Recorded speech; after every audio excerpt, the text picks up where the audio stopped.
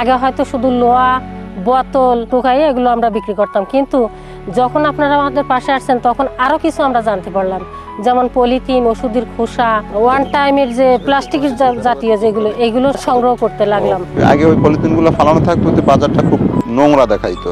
এখন তো ওইগুলো যখন টাকার বিনিময়ে আমি কিনে নিচ্ছি বা বিক্রি করতে পারতেছি, এখন তো সবাই ওইগুলো এখন কুড়ায় নিয়ে আসতেছে, অটোমেটিকলি বাজার পরিষ্কার হয়ে যাচ্ছে।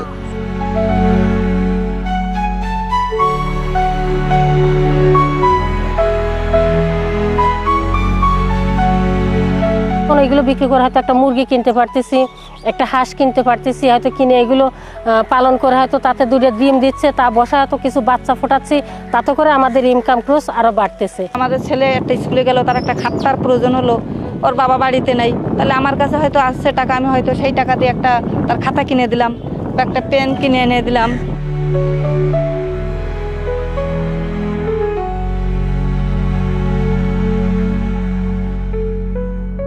আমরা যে কাজগুলো করি এর ভিতর অনেক রকমের প্রয়োজন থাকতে পারে, তার মাছ থাকে, কাঁচ ভাঙা থাকে, হাত পা কেটে যায়।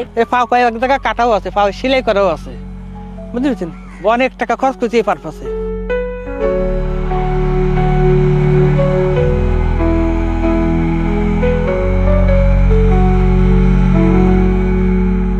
এই দূষিত ময়লা যদি আমার শরীরে ঢোকে তাহলে সেফটি হয়ে যাবে না, ইনফেকশন হয়ে যাবে। তো হাতের মোজা আছে, চশমা আছে, মাস্ক আছে, এগুলো দিচ্ছেন যাতে এই পয়জনগুলো আমাদের কোনো ক্ষতিগ্রস্ত না করতে পারে।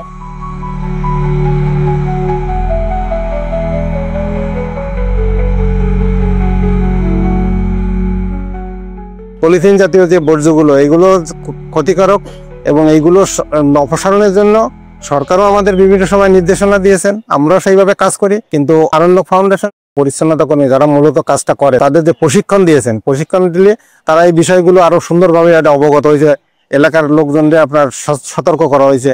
যারা পলিথিন বা প্লাস্টিক জাতীয় যারা এইগুলো তারা ক্রয় করে, তারা এসে তাদের সাথে একটা যোগসূত্র স্থাপন করে দিয়েছেন। আগে যেমন আমাদের এই বিষয়টা আমাদের কাছে ওরা কেউ আগে আসেনি, আমরাও ওদের খুঁজে পাইনি যে আসলে কারা এটা করবে।